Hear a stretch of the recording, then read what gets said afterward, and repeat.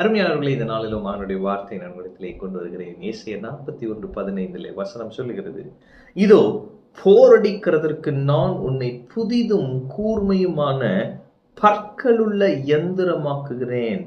நீ மலைகளை மிதித்து நொறுக்கி குன்றுகளை பதருக்கு ஒப்பாக்கி விடுவாய்.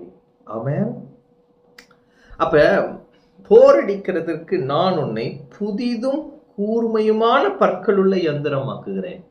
போர் அடிக்கிறதுனா நமக்கு தெரியும் பாருங்க, விவசாயத்துல அந்த நெற்கதிர்கள் அதுல இருந்து களையை பிரித்தெடுக்கிறதுக்கு போர் அடிப்பாங்க இல்லையா? அப்ப இங்க ஆண்டவர் என்ன சொல்றாரு, போர் அடிக்கிறதுக்கு உன்னை புதிதும் கூர்மையுமான பற்களுள்ள யந்திரமாக்குகிறேன். நான் உன்னைய லேட்டஸ்டா இந்த காலகட்டத்துக்கு ஏத்த மாதிரி உன்னை பவர்ஃபுல் இன்ஸ்ட்ருமெண்டா உருவாக்குகிறேன் அப்படி சொல்றாரு. அப்ப இன்னைக்கு ஆண்டவர் உங்களை சொல்றாரு, அப்பா நான் உன்னை தெரிந்து கொண்டிருக்கிறேன்ப்பா, நான் உன்னை புதிதும் கூர்மையுமான பற்கள் உள்ள எந்திரமாக்குகிறேன், நான் உன்னை ஒரு பவர்ஃபுல் வெப்பனா வச்சுக்க போறேன்ப்பா அப்படின்றார். அப்ப ஆண்டவரால நீங்க அழைக்கப்பட்டிருக்கிறீங்க, தெரிந்து கொள்ளப்பட்டிருக்கீங்க. உங்களுக்கு உங்க மேல அவருக்கு ஒரு பெரிய நோக்கம் இருக்கு. அவர் சொல்றாரு, எப்பா நான் உன்னை எடுத்து பயன்படுத்தணும், அதுக்கு நான் என்ன செய்யறேன், இந்த காலத்துக்கு ட்ரெண்டுக்கு ஏத்த மாதிரி நான் உன்னை என்ன செய்யறேன், உருவாக்குகிறேன். அப்ப எந்திரமாக்குகிறேன். நீ மலைகளை மிதித்து நொறுக்கி குன்றுகளை பதருக்கு ஒப்பாக்கி விடுவாய். அப்ப போரடிக்கிறதுக்கு நான் உன்னை அப்படி எந்திரமாக்குகிறேன்.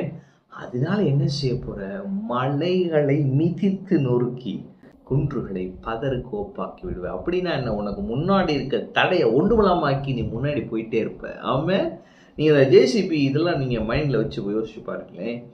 அதை வச்சு கொடைஞ்சு அந்த ஒரு மலையை இது பண்றாங்களா, அது மாதிரி கர்த்தர் இது அன்னைக்கே எழுதி வச்சிருக்கிறாரு. ஆமே. அப்ப நீங்க நான் சொல்றேன், இந்த பைபிள் ஒவ்வொரு காலத்துக்கு ஏற்ற மாதிரி அதை அடாப்ட் ஆகிட்டே இருக்கு பாரு. இது என்னைக்கோ எழுதப்பட்ட வார்த்தை, ஆனா இன்னைக்கு பிரயோஜனப்படுது. இந்த காலத்து சூழலுக்கு ஏற்ற மாதிரி கர்த்தர் எழுதி வைத்திருக்கிறார். ஆமென். அப்ப இன்னைக்கு நான் உங்களுக்கு சொல்லுகிறேன், கர்த்தர் உங்களை ஒரு பற்களுள்ள கூர்மையான பற்கள், ஒரு ஷார்பன் பண்ற ஒரு வெப்பனா உங்களை அப்படியே செதுக்கிட்டு வராரு. எதுக்காகனா, மலைகளை மிதித்து நொறுக்குவீர்கள். ஆமென். உங்க முன்னாடி இருக்கிற மலை, ஐயோ இந்த பிரச்சனை இருக்கே, இதை என்ன செய்ய போறோம் ஆண்டவரே அப்படின்னு கேட்காம, அந்த பிரச்சனையை மிதித்து ஒன்றுமில்லாமல் ஆக்கி பதருக்கு ஒப்பாக்குவீர்கள், தூளாக்கி போடுவீர்கள். ஆமென். கடன் பிரச்சனையா, கடன் அப்படியே நீங்க கடனை கட்டி முடித்து அநேகருக்கு கடன் கொடுக்கிறவர்களாக இருப்பீர்கள். வியாதியோடு இருக்கிறீங்களா, மருத்துவர்களே ஐயோ இதெல்லாம் டஃப்புங்க அப்படின்னு சொல்லிட்டாங்களா, ஆனா நீங்க அந்த உங்களுக்கு முன்பாக இருக்கிற அந்த மலையை ஒன்றுமில்லாமல் ஆக்குவீர்கள். தெய்வீக சுகத்தை பெற்றுக்கொள்வீர்கள், ஆரோக்கியமாக இருப்பீர்கள். கர்த்தர் உங்களை எடுத்து பயன்படுத்துவார். அநேக குடும்பங்களுக்கு ஆசீர்வாதமாக உங்களை வைக்கிறார். எனவே நீங்க கர்த்தர் களத்துல ஒரு பெரிய இன்ஸ்ட்ருமெண்டா இருக்கிறீங்க, அதை புரிஞ்சுக்கோங்க. சாதாரணமானவங்களே நீங்க கிடையாது, அசாதாரணமானவர்கள். தேவன் உங்களை எடுத்து பயன்படுத்துவார், அநேகருக்கு ஆசீர்வாதமா இருப்பீர்கள்.